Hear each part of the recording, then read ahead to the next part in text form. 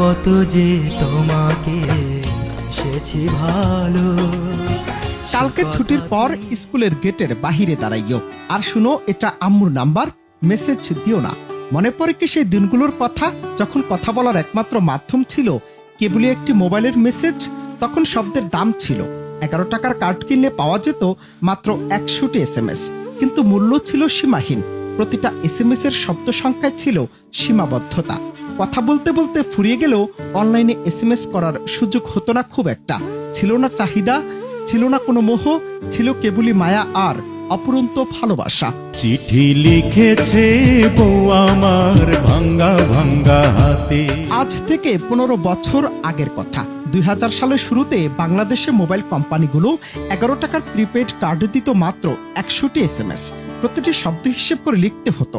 একটি শব্দ লিখতে কিপ্যাডে একাধিকবার চাপলেও বিরক্তি আসতো না, বরং প্রতিটি বার্তা পৌঁছাতো ভরপুর আবেগ নিয়ে।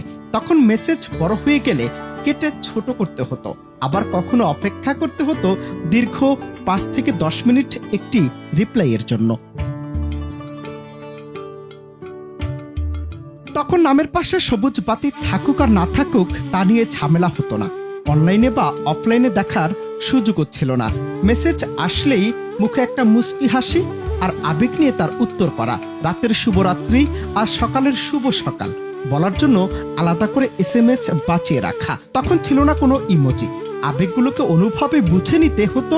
তখন শব্দের বেশ দাম ছিল, আবেগের দামও ছিল, অপেক্ষার দামও ছিল।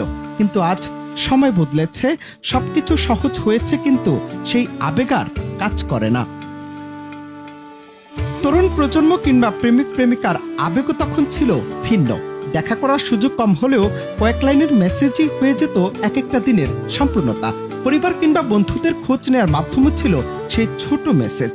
কিন্তু আজ এক ক্লিকে ভিডিও কল, মেসেঞ্জার, হোয়াটসঅ্যাপ কিংবা ইমোজিতে ভরপুর চ্যাট, সবকিছু হাতে নাগালে।